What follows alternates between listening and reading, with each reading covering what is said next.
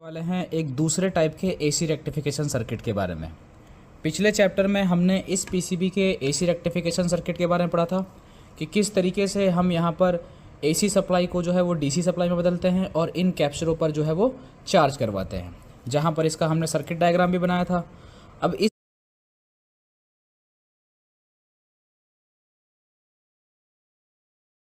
वाले चैप्टर के अंदर हम एक दूसरे टाइप के एसी रेक्टिफिकेशन सर्किट के बारे में पढ़ेंगे, जो कि हमें ज़्यादातर पीसीबी के अंदर देखने के लिए मिलेगा। तो ये है हमारे पास एक दूसरे टाइप की पीसीबी, और ये जो सर्किट अभी हम यहाँ पर बनाएंगे वो आपको 50 to 60% जो पीसीबी होती है इन्वर्टर एसी की, उसमें आपको देखने के लिए मिलेगा। अब इसके अंदर कुछ चीज़ें जो है यहाँ पर अलग है, तो वो अभी हम डायग्राम बना के देखते हैं कि इसके अंदर जो है वो क्या डिफरेंस है। तो अभी इसको शुरुआत हमें कहाँ से करनी है, तो डायग्राम की हम शुरुआत करेंगे इसके फिल्ट्रेशन और प्रोटेक्शन सर्किट के बाद से। तो अभी थोड़ा सा हम इसके जो है यहाँ पर वर्किंग को समझ लेते हैं कि यहाँ पर सर्किट जो है किस तरीके से काम करेगा। तो देख सकते हैं ये है हमारे पास यहाँ पर न्यूट्रल, ये है हमारे पास लाइन। तो अगर हम बात करें न्यूट्रल की, तो न्यूट्रल अगर आप देखेंगे तो ये हमारे यहाँ पर जो ये पूरा सर्किट आप देख रहे हैं ये क्या है, इसका ये triple stage filtration and protection circuit है इस पीसीबी के अंदर। अब किसी के अंदर सिंगल स्टेज होता है, किसी में ड्यूअल स्टेज होता है, किसी में ट्रिपल स्टेज होता है। तो यहाँ पर ये जो पीसीबी आप देख रहे हैं ये ट्रिपल स्टेज फिल्ट्रेशन सर्किट है। इसके अंदर अगर आप देखेंगे तो क्लास एक्स कैप्चर जो है हमारे ये 3 लगे हुए हैं, 2 हमारे यहाँ पर ड्यूअल लाइन फ़िल्टर लगे हुए हैं। अगर आप देखेंगे तो यहाँ पर 3 पेयर जो है हमारे पास क्लास वाई कैप्चर लगे हैं, इसलिए हम इसको बोलते हैं ये ट्रिपल स्टेज फिल्ट्रेशन है। अब हमारे पास क्या होगा, ये जो एसी सप्लाई आएगी वो इस फिल्ट्रेशन सर्किट से होती हुई जो है वो यहाँ पर पहुँचेगी। अब इस जगह पर हमारे पास क्या है, देख सकते हैं न्यूट्रल, तो न्यूट्रल यहाँ पहुँच जाएगा और फेज़ जो है वो इस फ्यूज से होता हुआ यहाँ पहुँचेगा और इस फिल्ट्रेशन सर्किट से होता हुआ यहाँ पहुँच जाएगा। अब यहाँ पर अगर आप देखेंगे तो न्यूट्रल वाली लाइन पे ये एक कंपोनेंट लगा हुआ है। इस जगह पर अगर आप देखेंगे तो ये रजिस्टर का सिंबल है और ये एक वेरिएबल रजिस्टर है।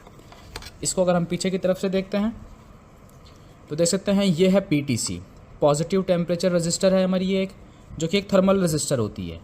यहाँ पर इस पीटीसी के ठीक बाद आपको जो है वो एक रिले देखने के लिए मिलेगी। तो ये जो 2 कंपोनेंट है यहाँ पर क्यों यूज़ किए गए हैं इसके बारे में बात करेंगे। तो सबसे पहले हम क्या करेंगे, इसका डायग्राम बनाएंगे। अब डायग्राम की शुरुआत हमें कहाँ से करनी है, तो फिल्ट्रेशन सर्किट तो हम समझ चुके हैं, तो इसको हमें बनाने की ज़रूरत नहीं है। हम सीधा जो है यहाँ से स्टार्ट करेंगे हमारे इस पीटीसी से। तो ये है हमारे पास लाइन, ये है न्यूट्रल। अब सबसे पहला जो कंपोनेंट होता है पीसीबी के अंदर वो होता है फ्यूज़। तो हम यहाँ पर क्या करते हैं, फ्यूज़ लगा लेते हैं, जो कि हमेशा फेस वाली लाइन से लगता है। अब यहाँ पर हम क्या करते हैं, इस जगह पर इस बॉक्स के अंदर EMI और RFI filtration and protection circuit जो है हम मान लेते हैं कि जो पूरा सर्किट था वो इस बॉक्स के अंदर हमने बना लिया है। अब हमारे पास यहाँ से जो सप्लाई निकलेगी वो क्या होगी, फिल्टर्ड सप्लाई होगी। अब इसके बाद अगर आप देखेंगे तो न्यूट्रल जो है सबसे पहले इस फिल्ट्रेशन सर्किट में आया और यहाँ से आने के बाद इस वाले पॉइंट पे आया और यहाँ पर लगा हुआ है हमारा एक पीटीसी। अब पीटीसी जो लगा हुआ है वो लगा हुआ है न्यूट्रल से, तो यहाँ पर हमारे पास न्यूट्रल आ जाएगा। और पीटीसी जो होता है एक तरीके का वेरिएबल रजिस्टर है, तो हमें यहाँ पर पीटीसी का जो है वो सिंबल बनाना है। अब ठीक इसके बाद में अगर हम देखते हैं तो हमारी जो सप्लाई है वो यहाँ पहुँच जाएगी न्यूट्रल इस पीटीसी से होते हुए। और यहाँ पर अगर आप देखेंगे तो इस पीटीसी के ठीक पैरेलल में यहाँ पर हमारे पास एक C1 रिले लगी हुई है। अब ये रिले क्या है, जब तक इसको सप्लाई नहीं मिलेगी इसकी वाइंडिंग को, तब तक ये ओपन रहेगी। इसका मतलब करंट जो होगा वो इस पीटीसी के अंदर से गुजर के जाएगा। अब इस रिले को हमें कहाँ लगाना है, इस पीटीसी के पैरेलल में लगाना है। देख सकते हैं इस रिले के 2 पॉइंट हैं जो कि आपस में कनेक्ट होंगे। तो हम यहाँ पर रिले को जो है वो बना लेते हैं।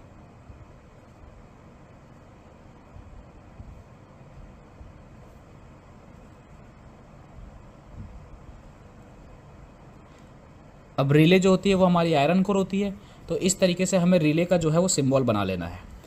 अब इसके बाद अगर हम देखते हैं तो हमारी जो ये न्यूट्रल वाली सप्लाई है वो इस जगह से होती हुई जाएगी और यहाँ पर अगर आप देखेंगे तो एक कंपोनेंट लगा है। अब इसको पीछे की तरफ से देखते हैं कौन सा कंपोनेंट है। तो इस जगह पर अगर आप देखेंगे तो यहाँ लिखा हुआ है RV, रजिस्टर वेरिएस्टर। ये हमारा क्या है, एक VDR है। तो VDR कहाँ लगा हुआ है, एक तो लग गया ये पीटीसी के ठीक बाद, तो ये रहा पीटीसी, इसके ठीक बाद यहाँ पर लगेगा।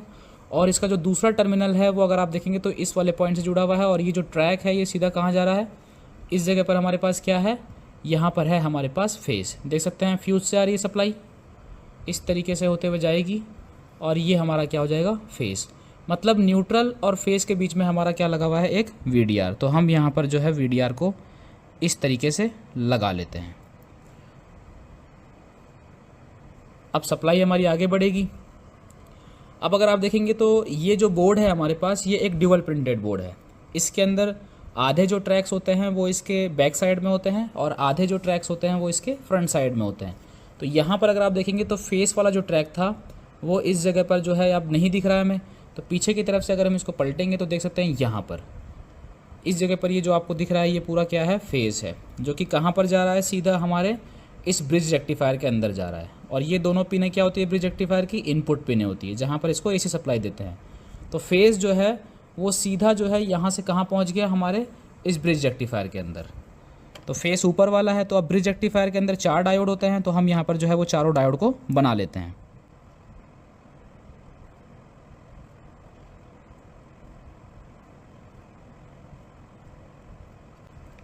तो यहाँ पर अगर आप देखेंगे तो ब्रिज रेक्टिफायर हमने बना लिया है।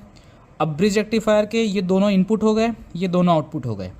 इस तरफ हमारे पास होगा पॉजिटिव और इस तरफ होगा नेगेटिव। ये ब्रिज रेक्टिफायर के ऊपर भी आप देख सकते हैं, ये कट वाली जो साइड होती है ये पॉजिटिव है, जो कि यहाँ से हमारी सप्लाई निकलेगी। अब इसके बाद अगर हम देखते हैं तो ब्रिज रेक्टिफायर के ठीक बाद, ये देख सकते हैं ये ब्रिज रेक्टिफायर है, इसके ठीक बाद मतलब इसका पॉजिटिव और इसका नेगेटिव, ये पॉजिटिव इस तरीके से चला हमारे पास और यहाँ पर पहुँचा। अब इस जगह पर हमारे पास अगर आप देखेंगे तो ये कैप्चर लगा है, जो कि एक नॉन पोलर कैप्चर है। ये है इसका नेगेटिव टर्मिनल। तो ये कैप्चर जो है वो नेगेटिव और पॉजिटिव के बीच में लगा हुआ है। इसको पीछे की तरफ से देखते हैं तो देख सकते हैं ये वाला कैप्चर है। तो इस कैप्चर को हमें क्या करना है, ब्रिज के ठीक बाद जो है यहाँ पर लगा देना है, इस तरीके से। अब इस कैप्चर की अगर हम बात करें कि इसकी वैल्यू क्या है, तो इसके ऊपर लिखा हुआ है 105K। अब 105 का मतलब क्या हो गया, नॉन पोलर कैप्चर के ऊपर जो वैल्यू लिखी रहती है वो लिखी रहती है पिकोफैरेड के अंदर। तो हमें क्या करना है, जिस तरीके से हम रजिस्टर की वैल्यू निकालते हैं उसी तरीके से यहाँ पर कैप्चर की वैल्यू निकालना है। 10 एंड 50 हमें क्या करना है, यहाँ पर ऐड करना है। 1 2 3 4 5। अब इसको हम क्या बोलेंगे, ये हो गया 10 लाख पिकोफैरेड। इस तरीके से हम इसमें से 30 यहाँ पर कट करेंगे तो ये आ जाएगा पिको के बाद नैनोफैरेड, मतलब ये हो गया 1000 नैनोफैरेड। अब इसके बाद अगर इसमें से हम फिर से 30 यहाँ पर कट करेंगे तो ये हो जाएगा हमारे पास 1 माइक्रोफैरेड। तो यहाँ पर ये क्या हो गया, पिकोफैरेड में था तो हमने इसको इस तरीके से जो है वो माइक्रोफैरेड में लिया है। ये 1 माइक्रोफैरेड का जो है वो कैप्चर है, जो कि इस जगह पर हमारे पास लगा हुआ है। तो यहाँ पर हम लिख लेते हैं 1 माइक्रोफैरेड का कैप्चर है। तो इस तरीके से जो है वैल्यू निकालना मैंने आपको बताया भी था कैप्चर वाले चैप्टर के अंदर। अब इसके बाद अगर हम देखते हैं तो पॉजिटिव जो है वो हमारा इस जगह पर पहुंच जाता है। अब अगर आप देखेंगे तो यहाँ से यहाँ कोई चीज़ लगी हुई है, इसको पीछे की तरफ से देखते हैं क्या है, तो देख सकते हैं ये वायर है। अब इस PCB के जो वायर थे वो हमने यहाँ पर क्या कर दिए हैं, कट कर दिए हैं, क्योंकि ये जो है बीच बीच में डिस्टर्ब करते थे। अब ये जो वायर है अगर आप देखेंगे तो यहाँ पर लिखा हुआ है रिएक्टर। अब रिएक्टर आप जानते हैं इस तरीके का होता है, इसके अंदर जो है वाइंडिंग होती है, एक तरफ से हम इसमें सप्लाई देते हैं और दूसरी तरफ से जो है हमें आउटपुट मिल जाता है। तो ये रिएक्टर कहाँ से कहाँ लगेगा, इसके पॉजिटिव से जो है रिएक्टर लगेगा और इस जगह पर आ जाएगा। तो हम क्या करेंगे, इसके ठीक पॉजिटिव से यहाँ पर जो है वो रिएक्टर लगा देंगे इस तरीके से। अब क्योंकि यहाँ पर जो रिएक्टर लगेगा ये एक आयरन कोर इंडक्टर है, तो हमें यहाँ पर जो है इसका सिंबल बनाना है आयरन कोर का, इस तरीके से। अब इसके बाद जो है सप्लाई हमारी कहाँ पहुँचेगी, यहाँ पर। अब क्योंकि पीछे की तरफ से क्या आया है, पॉजिटिव, तो पॉजिटिव इस इंडक्टर से होता हुआ यहाँ पहुँच जाएगा। अब इस ट्रैक को अगर हम फॉलो करते हैं तो अगला जो कंपोनेंट लगा हुआ है वो देख सकते हैं, यहाँ पर कोई कंपोनेंट लगा हुआ है जिसके 2 टर्मिनल है। इसको बैक साइड से अगर हम देखते हैं तो इस जगह पर लिखा हुआ है D। ये हमारे पास क्या है, एक हाइपर फास्ट रेक्टिफायर है, जो कि एक डायोड है। तो ये डायोड के अंदर 2 टर्मिनल है। अब 2 टर्मिनल कौन कौन से हैं, एक होगा इसका एनोड, देख सकते हैं यहाँ पर जो है पॉजिटिव लिखा हुआ है, यहाँ पर जो है इसमें नेगेटिव लिखा हुआ है। तो एनोड का मतलब होता है पॉजिटिव और कैथोड का मतलब होता है नेगेटिव। मतलब ये जो टर्मिनल है इसका, ये इसका एनोड है। एनोड किससे जुड़ा हुआ है, हमारे रिएक्टर के दूसरे वाले टर्मिनल के साथ। तो ये रिएक्टर का हमारा दूसरा वाला टर्मिनल था। यहाँ पर हम क्या करेंगे, एक डायोड लगा देंगे और रिएक्टर से हमारा डायोड का क्या जुड़ेगा, एनोड। तो इस तरीके से हमने यहाँ पर जोड़ दिया जिस तरीके से यहाँ सर्किट में दिया गया है। अब ये जो डायोड है इसके एनोड पे क्या आया है, पॉजिटिव आया है। तो ये क्या करेगा, पॉजिटिव को जो है वो कैथोड से गुजार देगा क्योंकि ये फॉरवर्ड बायस कंडीशन में होगा। अब डायोड कोई सा भी हो, चाहे फास्ट रेक्टिफायर हो, नॉर्मल रेक्टिफायर हो, ये काम जो है एक ही तरीके से करते हैं। अगर फॉरवर्ड बायस कंडीशन में डायोड होगा तो सप्लाई को जो है वो जाने देगा, और अगर रिवर्स बायस कंडीशन में होगा तो काम नहीं करेगा। तो अभी ये कौन सी कंडीशन में है, फॉरवर्ड बायस कंडीशन में है। अब इसके कैथोड से जो है हमारे पास सप्लाई निकलेगी। तो कैथोड अगर आप देखेंगे तो ये इस जगह पर जाता है हमारे कैप्चर के पॉजिटिव पर। अब इस जगह पर थोड़ा सा अगर आप देखेंगे तो यहाँ पर आपको 4 कैप्चर देखने के लिए मिल जाते हैं, और ये चारों कैप्चर आपके क्या है, पोलर कैप्चर है। अब इनके पॉजिटिव जो टर्मिनल है वो आपस में जुड़े हुए हैं, मतलब ये चारों कैप्चर क्या है, पैरेलल में कनेक्टेड है। तो इसको भी हम आगे देख लेते हैं कि किस तरीके से जुड़े हुए हैं। इससे पहले अगर आप देखेंगे तो ये जो हमारे डायोड के एनोड पर सप्लाई गई थी रिएक्टर के थ्रू, वो यहाँ से आगे भी जा रही है। और यहाँ पर अगर आप देखेंगे तो गेट, कलेक्टर और एमीटर आ गया, मतलब ये क्या है, हमारा IGBT है। अब ये जो यहाँ पर IGBT लगा हुआ है हमारा, ये PFC का पार्ट है। तो अभी हम इसको यहाँ पर स्किप कर देते हैं, इसको हम जो है PFC वाले चैप्टर के अंदर देखेंगे। अब हम इस कैप्चर को जो है वो डायोड के बाद जोड़ लेते हैं। देख सकते हैं डायोड के बाद जुड़ा हुआ है हमारा कैप्चर, और कौन सा टर्मिनल जुड़ा हुआ है हमारे डायोड के कैथोड से, पॉजिटिव टर्मिनल। अब हमें यहाँ पर जो है 4 कैप्चर बनाने हैं। चारों कैप्चर हमारे पास क्या है, पोलर कैप्चर है। तो इस तरीके से चारों कैप्चर के अगर आप देखेंगे तो ये पॉजिटिव टर्मिनल है, ये पॉजिटिव एक तरीके से क्या है, आपस में जुड़े हुए हैं। इसका मतलब इसका जो नेगेटिव टर्मिनल होगा वो भी आपस में जुड़ेगा। तो इसको हम बोल सकते हैं कि ये जो सारे कैप्चर यहाँ पर लगे हुए हैं ये क्या है, पैरेलल में लगे हुए हैं। अब हमारे इस कैप्चर को चार्ज करने के लिए क्या चाहिए, हमेशा जब भी सर्किट में हम कोई काम करते हैं तो हमें हर कंपोनेंट की रिक्वायरमेंट को देखना पड़ता है। अब कैप्चर लगा है तो जाहिर सी बात है ये चार्ज होने के लिए लगा है, तो इसको सप्लाई कैसे मिलेगी। अब हम मान लेते हैं कि पॉजिटिव जो है वो इसको यहाँ पर मिल जाएगा। अब नेगेटिव इसको देखते हैं कहाँ से मिल रहा है। तो देख सकते हैं ये है इसका नेगेटिव टर्मिनल, ये जो आप देख रहे हैं ये नेगेटिव टर्मिनल है। इस जगह पर अगर आप देखेंगे तो यहाँ पर जो है कोई कंपोनेंट लगा हुआ है इसके नेगेटिव से। इसके बैक साइड को हम इसको अगर पलट के देखते हैं क्या लगा हुआ है, तो यहाँ पर अगर आप देखेंगे तो इस जगह पर लगा हुआ है, ये है हमारा रजिस्टर। ये एक 5 वाट का रजिस्टर है। अगर वैल्यू देखेंगे तो 0.02 ओम्स लिखा हुआ है, आगे J लिखा हुआ है। तो J का मतलब तो टॉलरेंस है, JKLM। तो J का मतलब मैंने बताया था कि 5% टॉलरेंस होती है प्लस माइनस। अब यहाँ पर ये जो रजिस्टर है इसकी वैल्यू कितनी हो गई, 0.02 का मतलब हो गया एक रजिस्टर कितने मिली ओम की हो गई, 20 मिली ओम की हो गई। अब 2 रजिस्टर लगे हुए हैं यहाँ पर, और दोनों क्या है, पैरेलल में है। तो दोनों रजिस्टर की वैल्यू जो है वो यहाँ पर सेम है। तो हम यहाँ पर रजिस्टर लगा लेते हैं।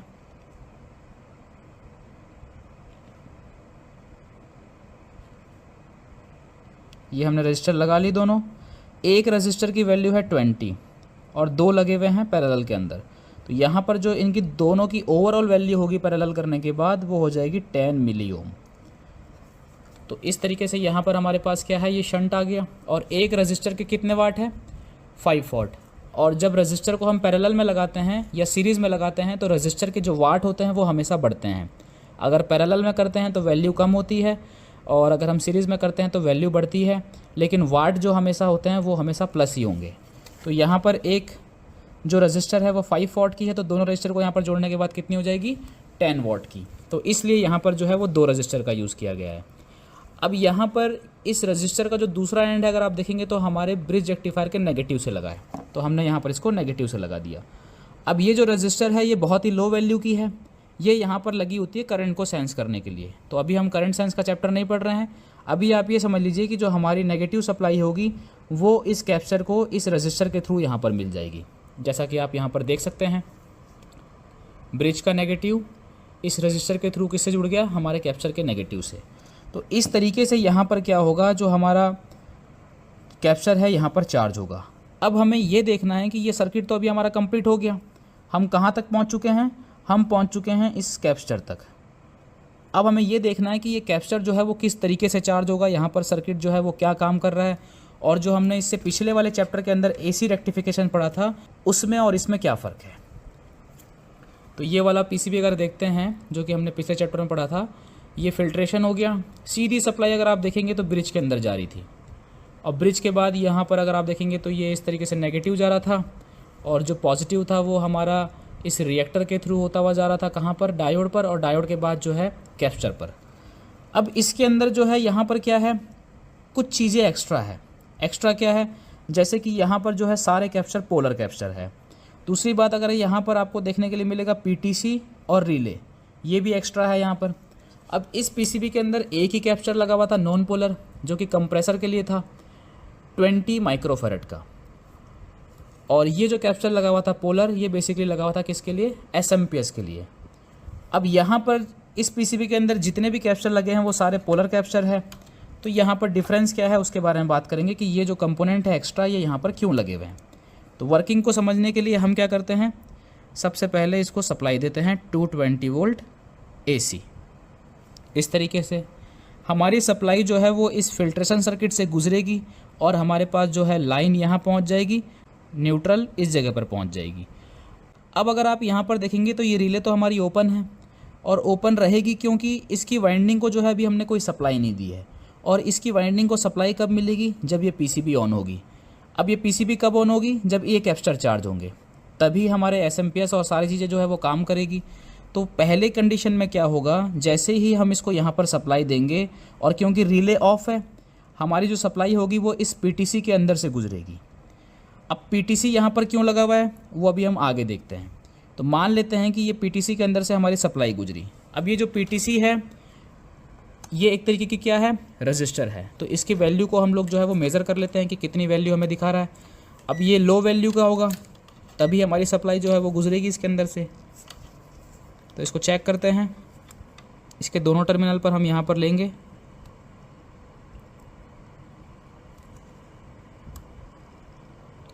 तो देख सकते हैं ये हमें दिखा रहा है 91 ओम। इट मीन्स 100 ओम के नीचे जो है यहाँ पर अभी इसकी जो रेजिस्टेंस है। तो इस रजिस्टर के थ्रू हमारी जो सप्लाई होगी, न्यूट्रल सप्लाई, वो यहाँ पहुँच जाएगी इस वाले पॉइंट पर, और फेज़ तो देख सकते हैं सीधा जा ही रहा है। अब यहाँ पर अगला जो कंपोनेंट है वो है VDR, और VDR को हम लोग यूज़ करते हैं हमारे सर्किट को ओवर वोल्टेज से बचाने के लिए। तो VDR का कॉन्सेप्ट तो आपको पता है। इसके बाद जो हमारी न्यूट्रल सप्लाई होगी वो पहुँचेगी कहाँ पर, हमारे इस ब्रिज रेक्टिफायर के अंदर, और ये ब्रिज रेक्टिफायर के अंदर जो सप्लाई पहुँचेगी वो इस तरीके से अल्टरनेटिव होगी, क्योंकि एक तरफ क्या है, लाइन है, और दूसरी तरफ क्या है, न्यूट्रल है। अब ये ब्रिज रेक्टिफायर क्या करेगा, इस अल्टरनेटिव सिग्नल को जो है वो पल्सेटिंग डीसी में इस तरीके से फुल वेव के अंदर कन्वर्ट कर देगा। तो हमारे पास क्या बन गया, इधर ब्रिज के ठीक बाद हमें जो सप्लाई मिलेगी वो होगी हमारी पल्सेटिंग डीसी। अब ठीक अगर आप यहाँ पर देखेंगे तो हमारे पॉजिटिव और नेगेटिव के बीच में यहाँ पर क्या लग गया, एक कैप्चर लग गया। अब कैप्चर लगने की वजह से क्या होगा, जो ये हमारी पल्सेटिंग डीसी थी ये इस तरीके से क्या हो जाएगी, प्योर डीसी में बदल जाएगी।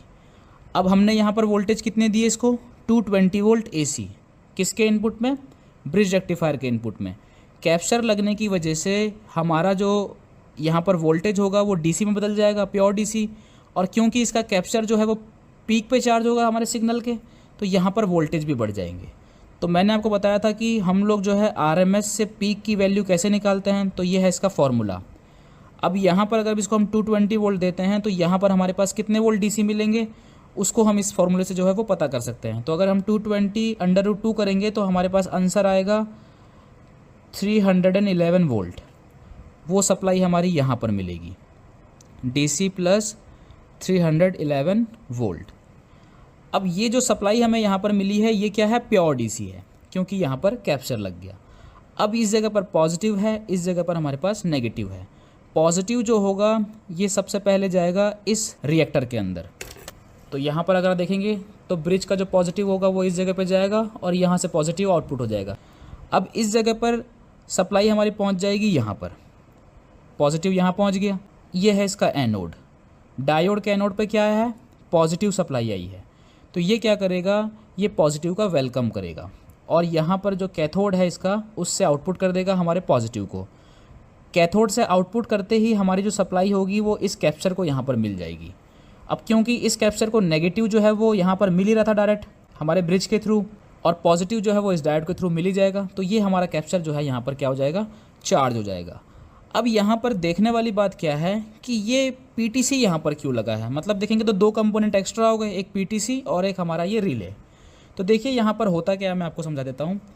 पहले जो सर्किट हमने पढ़ा था एसी रेक्टिफिकेशन, उसके अंदर क्या था, ये जो कैप्चर यहाँ पर लगा हुआ था ये एक लो वैल्यू कैप्चर था। अब इस पीसीबी के अंदर हम बात करें तो यहाँ पर एक कैप्चर की वैल्यू अगर हम देखते हैं तो मैं आपको दिखाता हूँ कितनी वैल्यू का कैप्चर लग रहा है इसमें। देख सकते हैं 470 माइक्रोफैरड। एक कैप्चर की वैल्यू कितनी है, 470 माइक्रोफैरड। और इसी तरीके के 4 कैप्चर लगे हुए हैं 470 माइक्रोफैरड के, और चारों कैप्चर कैसे लगे हुए हैं, पैरेलल में। और जब कैप्चर पैरेलल में लगे होते हैं तो इनकी जो कैपेसिटेंस है वो यहाँ पर क्या होती है, बढ़ती है। अब यहाँ पर 470 मल्टीप्लाई बाय 4, 4 कैप्चर है तो जाहिर सी बात है कैपेसिटेंस इसकी बढ़ेगी।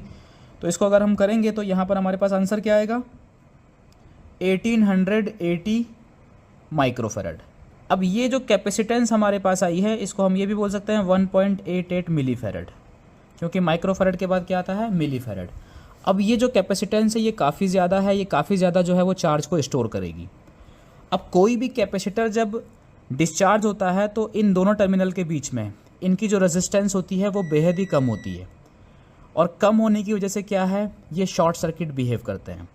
इसका मतलब अगर ये कैप्चर डिस्चार्ज है तो आप समझ लीजिए कि ये दोनों पॉइंट क्या है, एक तरीके से शॉर्ट है, क्योंकि इनके बीच में लो रेजिस्टेंस रहेगी। अब इस कैप्चर को चार्ज करने के लिए हम जैसे ही वोल्टेज को अप्लाई करेंगे, ये कैप्चर क्या करेगा, एकदम से वोल्टेज सोर्स से जो है वो करंट ड्रॉ करने की कोशिश करेगा, क्योंकि इसका पेट यहाँ पर क्या है, खाली है।